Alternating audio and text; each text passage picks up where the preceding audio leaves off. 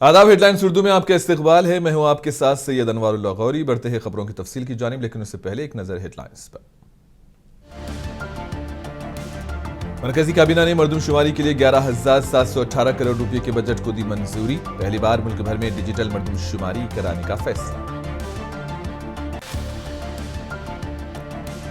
हैदराबाद के रुकने parliament barrister Owaisi ने मुल्क में उर्दू और अरबी जबान को फरोग देने के लिए मुनासिब इक़दाम करने का हुकूमत से किया मुतालबा। SIR के जरिए बिलवास्ता NRC नाफिज करने का अखिलेश यादव ने किया दावा। यूपी में 3 करोड़ वोटरों के नाम हज़फ करने की साजिश का भी लगाया इल्जाम। महबूबा मुफ्ती का बड़ा दावा, कहा मुल्क भर में 3.55 लाख से जायद वक्फ इमलाक गायब।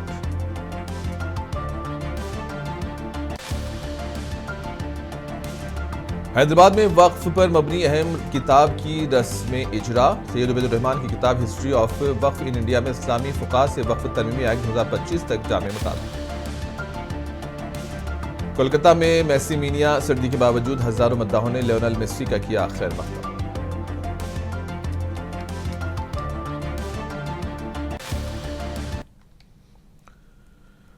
दारुल हुकूमत दिल्ली में आज पार्लियामेंट दहशतगर्दाना हमले में शहीद होने वालों को खिराज अकीदत पेश कर रहा है। पार्लियामेंट हाउस में मुख्तलिफ सियासी जमातों के रहनुमा आज शोहदा की कुर्बानियों को याद करके उन्हें खिराज पेश करेंगे और इस मौके पर शोहदा की याद में खामोशी इख्तियार की जाएगी। आपको बता दें कि आज मुल्क भर में साल 2001 के पार्लियामेंट दहशतगर्दाना हमले में जान कुर्बान करने वाले सिक्योरिटी एहलकारों और शहरियों को खिराज अकीदत पेश किया जा रहा है। पार्लियामेंट हाउस के अहाते में नायब सदर व चेयरमैन राज्यसभा CP राधाकृष्णन, वजीर आजम नरेंद्र मोदी, लोकसभा स्पीकर ओम बिरला समेत मरकजी वज़रा और अराकीन पार्लियामेंट शोहदा को खिराज पेश करेंगे।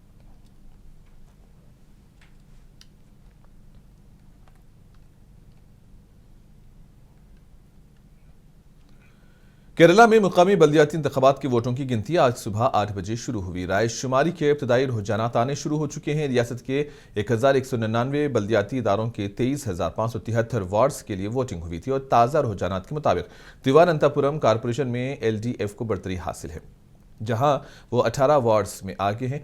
NDA 16 और UDF 9 वार्ड्स में आगे है। उधर कोझिकोड कारपोरेशन के एक वार्ड में बीजेपी उम्मीदवार ने कामयाबी हासिल की है। रियासती इलेक्शन कमीशन के मुताबिक मुकम्मल नताइज आज दोपहर तक मुतवक्को है। BJP will have a good margin in the central Kerala belt, and also the the south of Kerala, Trivandrum and Kollam also will have a good victory this time. And the people who dependent on UDF and Kerala Congress have a good shift to BJP this time. मरकजी काबीना की meeting में 2027 की मरदमशुमारी के लिए 11,718 करोड़ रुपए के budget को मंजूरी मिल गई है। पहली बार मुल्क भर में डिजिटल मरदमशुमारी कराने का फैसला लिया गया है और इसके लिए 30 लाख मुलाजिमीन को काम पर लगाया जाएगा।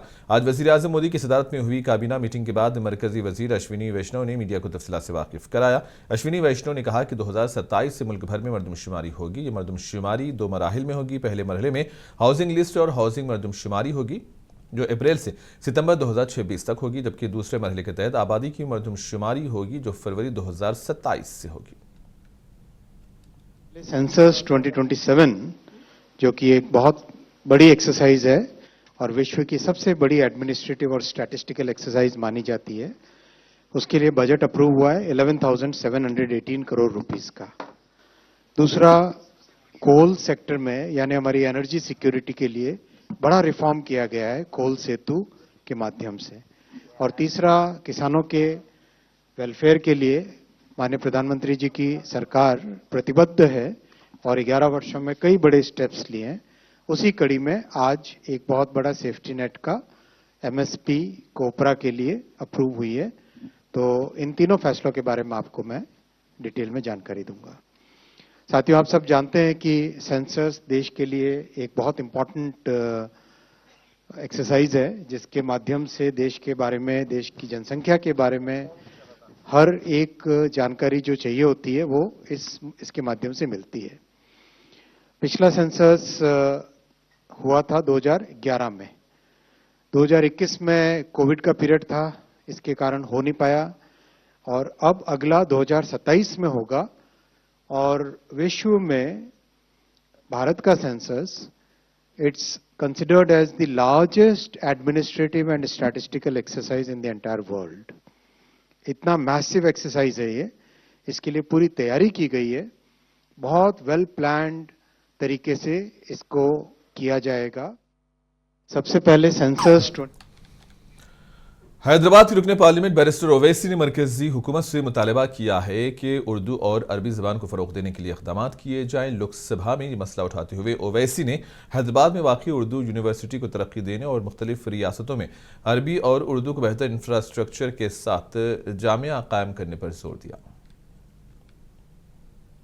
मोहतरम चेयरमैन साहब, अरबी और उर्दू महज एक ज़बान नहीं है, बल्कि ये हमारी इस मुल्क एक अजीम तहजीबी विरसा भी है और अक़वाम मुत्तहिदा के 6 ऑफिशियल लैंग्वेजेस में अरबी को माना गया और ये हमारे एक सॉफ्ट पावर के लिए, हमारी एक तहजीबी डिप्लोमेसी में एक बहुत बड़ा रोल अदा करता है अरब दुनिया से ताल्लुक़ात को फ़रोग़ देने के लिए।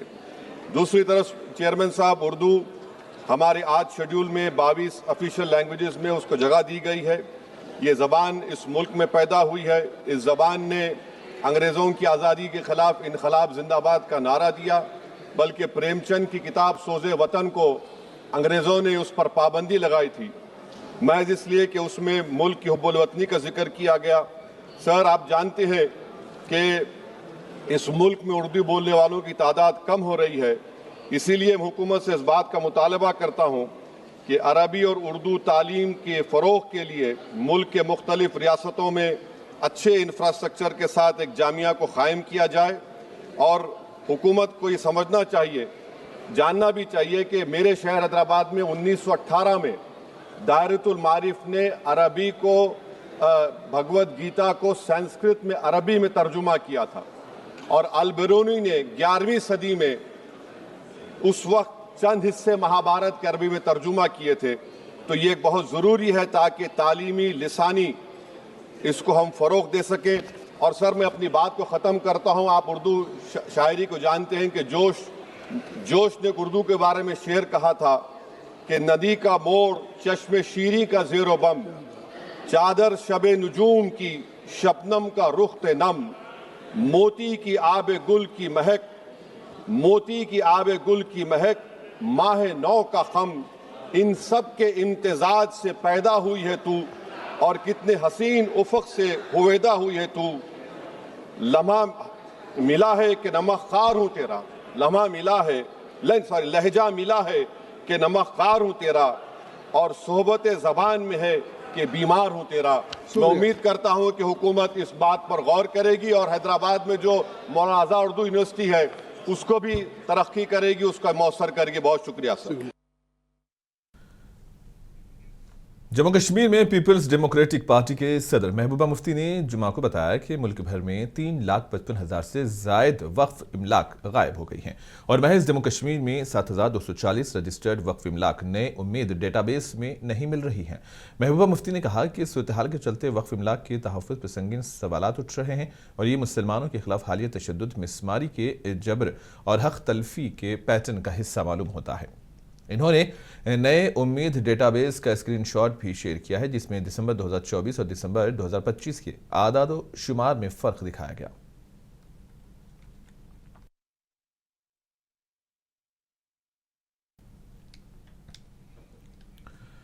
हैदराबाद में बंजारा हिल्स लामकान में मारूफ मुहक्किक सैयद उबैदुर्रहमान की किताब history of Waqf in India, Muslim endowments और ओरिजिन एंड लॉज की रस्म इजरा का एहतमाम किया गया। इसी दौरान यहाँ मुज़ाकिरा भी हुआ। इस मौके पर दानिश्वरों, असातिज़ा और तुलबा की बड़ी तादाद मौजूद थी। मुक़र्रिरीन ने इसे बर वक्त और जामे मुताल्ला करार दिया जो इस्लामी कानून, हिंदुस्तानी तारीख़ और जदीद कानूनी तनाजुर को यकजा करता है। किताब में इस्लामी फ़क़ही बुनियादों से लेकर ख़ित्ते में वक्फ के तारीख़ी इर्तिक़ा, अहद वस्ता के इंतज़ामात, नौ आबादियाती दौर की कानूनी पेशरफ्त और आज़ादी के बाद के क़वानीन, हत्ता के वक्फ तरमीमी एक्ट 2025 तक का जामे जायज़ा पेश किया गया।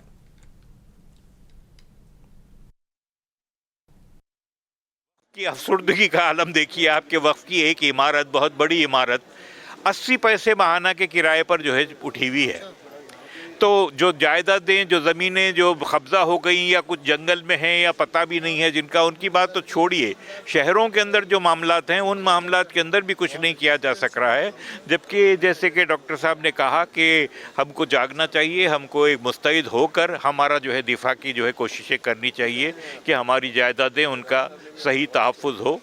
तो मैं मुंसिफ टीवी से भी गुजारिश करूंगा कि इस मौजू के ऊपर वो भी एक मीडिया के होने के नाते ज़्यादा से ज़्यादा जो है अपना वो करें, इस मौजू को उछालें, उसको लेकर आएँ पब्लिक डिबेट के अंदर, और इससे ताकि हुक्काम जागें और हुक्काम हमारी हमदर्दी में कुछ जो है करें इस मामले में। History of Waqf in India, इसके ऊपर डिस्कशन था, तो बहुत अच्छा प्रोग्राम था, बहुत अच्छे सवालात थे। एक्चुअली ये किताब जो है पहली एफर्ट है जिसमें हमने पूरी जो सब कॉन्टिनेंट में वक्फ की हिस्ट्री है उसको हमने डॉक्यूमेंट करने की कोशिश की है।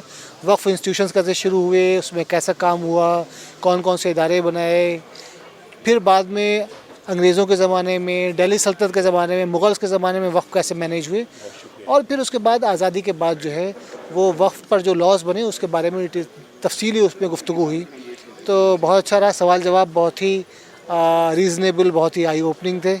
तो आई थैंक यू ऑल, बहुत शुक्रिया। वक्फ की अफसुर्दगी का आलम देखिए, आपके वक्फ की एक इमारत बहुत। मगरबी बंगाल की मुर्शिदाबाद जिले से खबर है, बेलडांगा में हुमायूं कबीर की जानिब से मुजव्वज़ा बाबरी मस्जिद की बुनियाद रखने के बाद कल जुमा को पहली नमाज अदा की गई, जिसमें हज़ारों अफराद शरीक हुए। नमाजी सरसब्ज खेतों से गुजरते हुए मस्जिद के मकाम तक पहुंचे। नमाज के लिए खड़े होने वालों की तादाद इतनी ज़्यादा थी कि मजमा सरों का समंदर लग रहा था, जबकि नमाज के बाद तकरीबन 1000 अफराद के लिए ज़ियाफ़त का एहतमाम किया गया।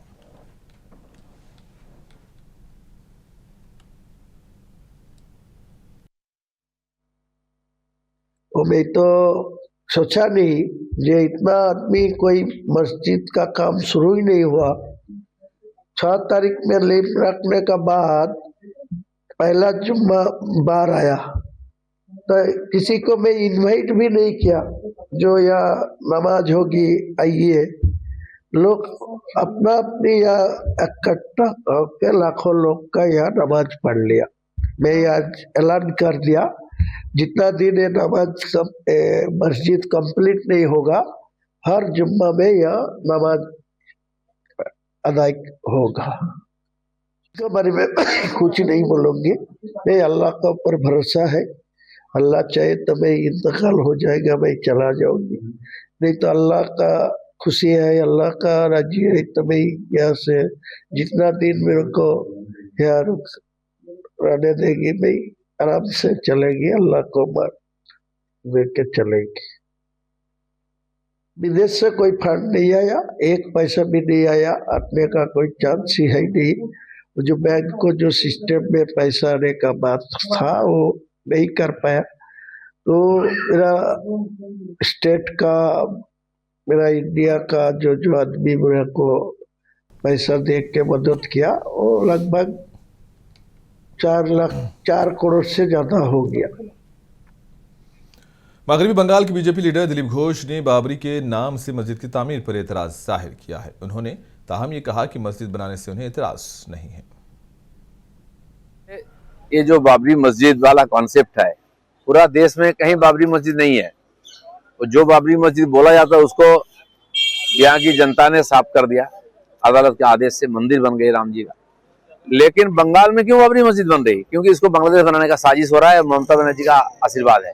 लेकिन ये जो पूरा ड्रामा था, ये जैसे जैसे एक्सपोज हो गया, अब वहाँ के जो सीधा साधा मुसलमान जो भावावेग से गए थे उनको भी पता चला ये ठीक नहीं है, और ममता बनर्जी की जो पीछे से हाथ है वो भी साफ हो गया, इसलिए लोगों का आग्रह कम हो गया है।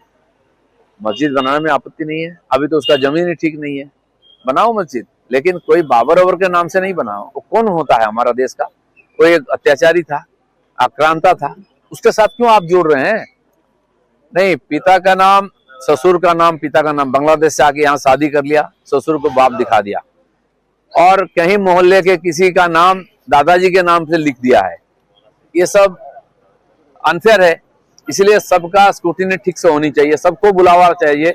हम जो बोल रहे हैं 1.5 करोड़ के आसपास फर्जी नाम है, वो निकल जाएगा।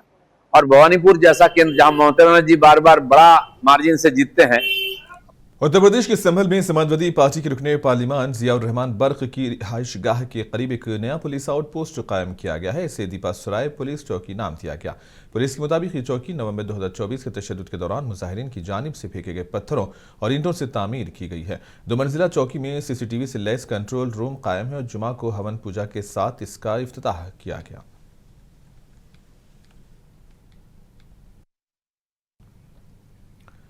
समाजवादी पार्टी के सरबराह अखिलेश यादव ने इल्जाम आयद किया है कि बीजेपी और इलेक्शन कमीशन SIR के जरिए उत्तर प्रदेश में 3 करोड़ वोटरों के नाम हज़फ करने की साजिश कर रहे हैं। हैदराबाद में मीडिया से बात करते हुए उन्होंने कहा कि बिलवास्ता NRC नाफिज की जा रही है और इलेक्शन कमीशन को वोट बढ़ाने के लिए काम करना चाहिए कि वोट बढ़ें। और मैंने जैसा कहा और फिर कहता हूं कि यूपी में 3 करोड़ से ज्यादा वोट कटने जा रहे हैं। अगर आप सोचें 3 करोड़ वोट अगर कट जाएंगे और बीजेपी इलेक्शन कमीशन मिलकर के ये साजिश कर रहे हैं कि जहां जहां बीजेपी हारी है वहां पर वोट ज़्यादा काट दें, तो ये तो साजिश है। लोकतंत्र में, डेमोक्रेसी में साजिश है। और ये SIR नहीं है, SIR के बहाने NRC है। जो NRC ये सीधी लागू नहीं कर सकते थे वो NRC लेकर के आए हैं। ये लोगों के कागज ढूंढवा रहे हैं। अगर कभी NRC लागू तो कागज क्या देने पड़ेंगे? यही तो कागज देने पड़ेंगे। और फिर आप लोग तो एक उस शहर के जो टेक्नोलॉजी को समझते हैं, आधार को आधार ही नहीं मान रहे हैं। ये सबसे बड़ा दुर्भाग्य है कि आधार में हमारे रेटिना की इमेजेस हैं, हमारे फिंगरप्रिंट्स हैं, हमारा पूरा डिटेल उसके अंदर है। हम आधार को आधार ही नहीं मान रहे हैं और SIR करा रहे हैं, जिससे लोग परेशान हैं। इन्होंने नोटबंदी में परेशान किया, GST से उद्योगपतियों को परेशान किया, कोविड में परेशान किया और अब SIR से परेशान कर रहे हैं। क्या सोच सकते हैं आप यूपी में 3 करोड़ से ज़्यादा वोट कट जाए? तो ये कैसी डेमोक्रेसी है? अगर हमें वोट ही नहीं डालेंगे हम तो फिर लोकतंत्र को कैसे बचाएंगे? अभी हम बाबा साहब भीमराव अम्बेडकर जी की प्रतिमा देखते हुए आ रहे थे। बाबा साहब भीमराव अम्बेडकर जी ने तो अधिकार दिया हमें वोट डालने का, एक वोट डालने का अधिकार। यही वोट हमें हक दिलाता है, यही वोट हमें न्याय दिलाता है, यही वोट हमें। समाजवादी पार्टी के सदर अखिलेश यादव ने हैदराबाद में वजीर आला रेवंत रेड्डी से मुलाकात की है। यूपी के साबिक वजीर आला रेवंत रेड्डी से मुलाकात के लिए जुबली हिल्स में वाक़ उनकी रिहाइशगाह पर पहुंचे थे और बताया गया है कि उन्होंने तेलंगाना के वजीर आला रेवंत रेड्डी से खैर सगाली मुलाकात की।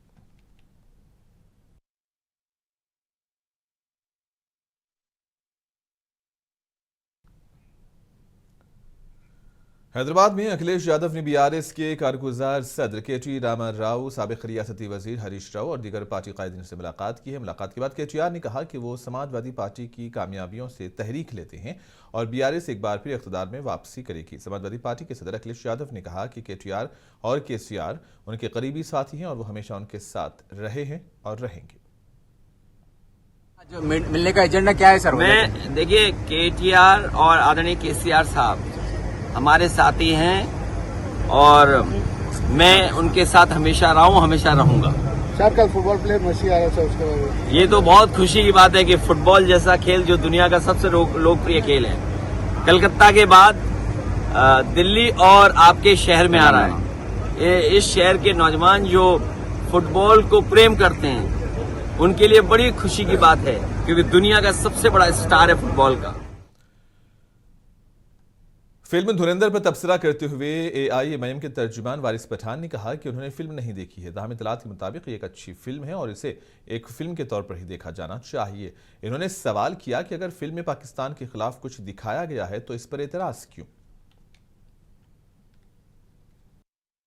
लेकिन जो मीडिया के हिसाब से, लोगों के हिसाब से मालूम पड़ रहा है वो अच्छी पिक्चर है, लोग देख रहे हैं। और उसके अंदर वो एक गाना काफी सोशल मीडिया के ऊपर भी पॉपुलर है, वो यूं करके नाच रहा है अक्षय खन्ना। अच्छा है, पिक्चर को पिक्चर की तरह देखना चाहिए। अभी आपके माध्यम से पता चल रहा है कि तो 6 कंट्री के अंदर उसको बैंड कर दिया गया है। अब वो क्यों बैंड किया है, क्या बैंड किया, तो कंट्री के जो सेंसर बोर्ड है या जो भी उनके लोग हैं वो तय करेंगे इसको दिखाना या नहीं दिखाना चाहिए। मेरा तो मानना है पिक्चर को पिक्चर की तरह देखना चाहिए। और अगर इसके अंदर कोई पाकिस्तान के विरोध दिखाया तो क्या है, अच्छी। पाकिस्तान से हमारा क्या लेना देना है?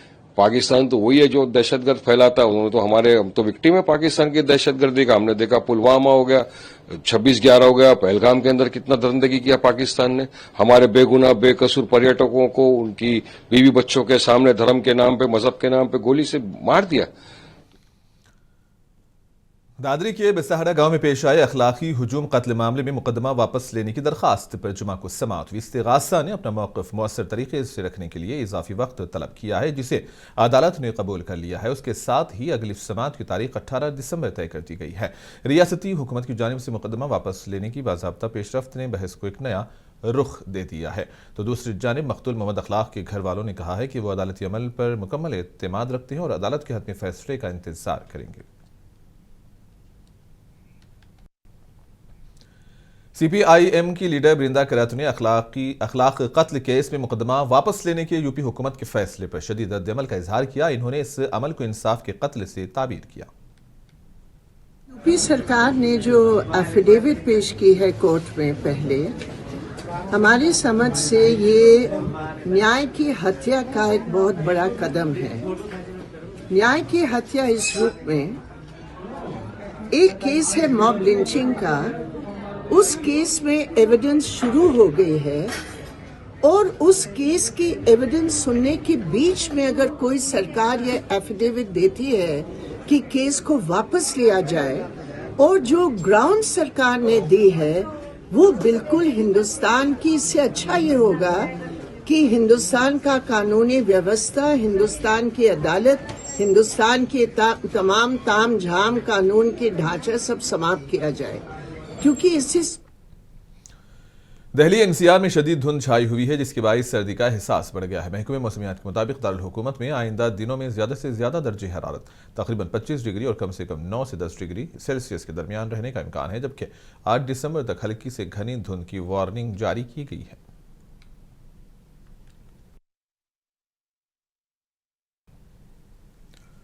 उत्तर प्रदेश के नोएडा में पुलिस ने एक शातिर गिरोह को पकड़ा है। ये लोग OTT प्लेटफॉर्म्स जैसे कि नेटफ्लिक्स, जियो हॉटस्टार और अमेजॉन प्राइम का डेटा गैर कानूनी तौर पर रीराउट कर रहे थे और हिंदुस्तानी सार्फिन को बैरून मुल्क सस्ते सब्सक्रिप्शन बेच रहे थे।